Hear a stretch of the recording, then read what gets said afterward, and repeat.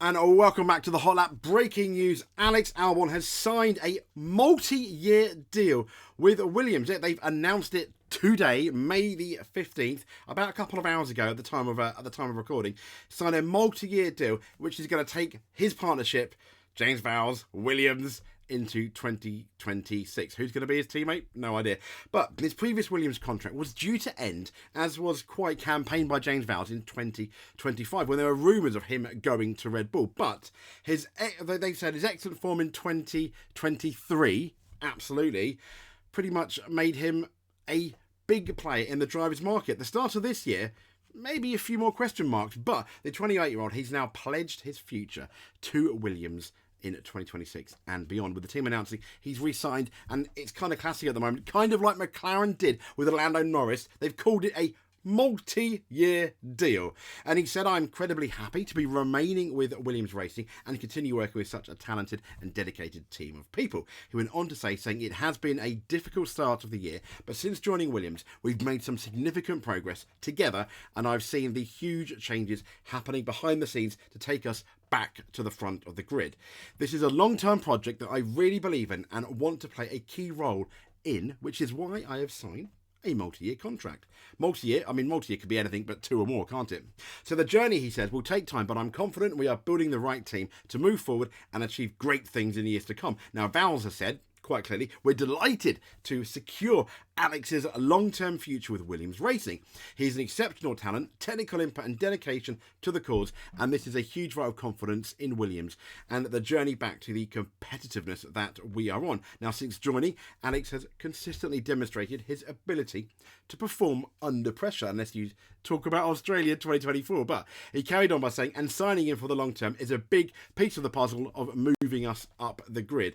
Now, having taken a year out of the series when he lost his Red Bull race seat, Alex Albon joined Williams in 2022 and established very quickly himself as the team leader. Although the caveat being, and it's something we said in our season preview,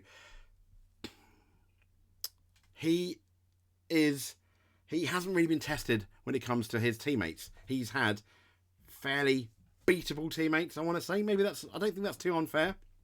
But yeah, he's had fairly beatable teammates. But PlanetF1.com have got an interesting article, which I'll link in the description. But essentially they said, when Lando Norris and Charles Leclerc signed new deals before the start of the season, it seemed like an obvious move for both drivers. And ddespite some rumoured interest in Red Bull, they talk about Lando Norris staying at McLaren, Leclerc, Ferrari. It made sense. These were teams on the up. The drivers had been at all or almost, they've been there most of their careers with Leclerc and Norris. Obviously, Leclerc starting with the Alfa Romeo Sauber team. But they said Alex Albon has become the latest driver to commit to the long-term future. But what they're saying is it a much bigger gamble? They've said there is no doubt that since Alex Albon moved to Grove, he has revived his F1 career.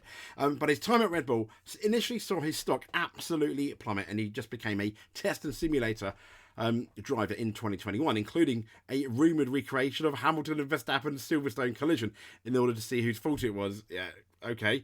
But there we go for the British driver. But since then, Albon has put in his best performances of his career at Williams, while he's not battling for the same positions he was at Red Bull. He's achieved far more in his 2 and a bit seasons with Williams than all his time in Milton Keynes. And I think, and I like to include, obviously, the AlphaTauri Toro Rosso team, who are now Visa Cash App RB. So Albon's performances, which almost solely put Williams 7th in the constructors' standing last year, that's their best since 2017. That saw his stock rise at a rapid rate. So much so that he was linked with Formula One's top teams. Red Bull, Mercedes, he was in the talk. It kind of cooled off, as we said, at the beginning of this year. But still, moved to Ferrari, and even that Red Bull return were not really off the table at the beginning of the year.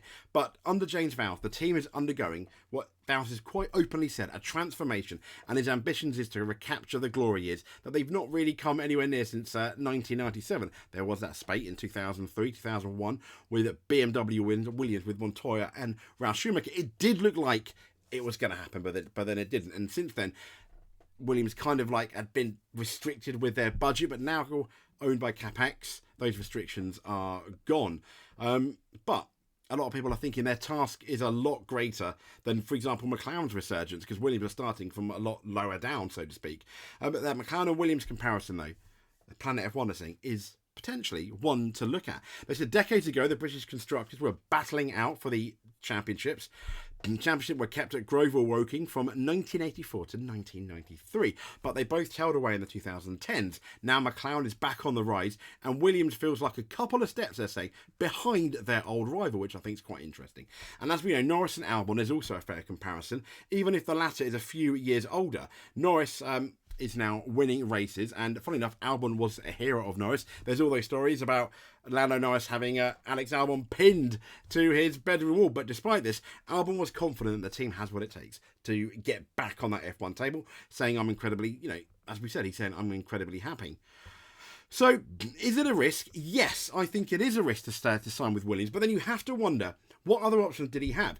All the talk of Alex Albon going to Red Bull, going to Mercedes, maybe even going to that Ferrari team before Hamilton signed, has pretty much all cooled off. So I think, in terms of his stock, yes, I think it is a risky move, but maybe it's the most sensible one, going with a team that potentially is on the up. Now, understandably, this year their car has looked like, compared to last year, a bit of a joke in terms of consistently looking like there's a few races they can score points, but that's on purpose. If you heard James Vowles at the beginning of the year, they've said they want to try and build a car that's good everywhere, which means their biggest strength, which was their straight line speed, their low drag car, very slippery in the straights, meant there's only a few key races that they would be good at, for example, like Monza, Baku, for example, these fast circuits.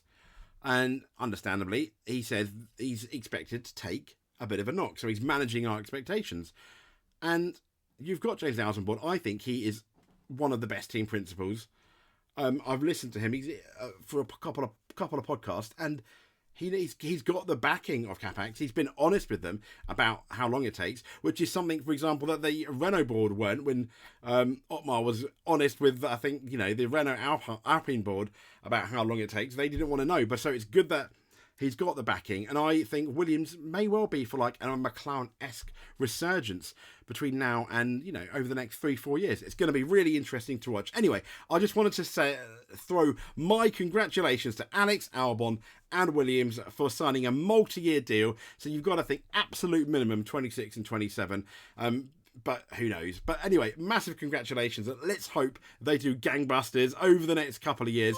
Like and subscribe if you want to see more F1 news, more. We also BTCC Rally. I'm trying to get a lot of news coming in for the Indy 500, which I'm really excited about. What a race weekend! What a weekend of racing we have there in a week on Sunday with the Indy 500 and Monaco. Before that, we've got Imola.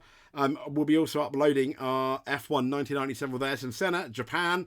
I just recorded it before recording this. It was the most insane race that I have done in F1 97. So please watch that if you can. We will speak to you soon. If you made it to the end, you're amazing. If you made it to the end, give us a like. You're a multiple F1 champion in our eyes. We'll speak to you soon. Thank you very much.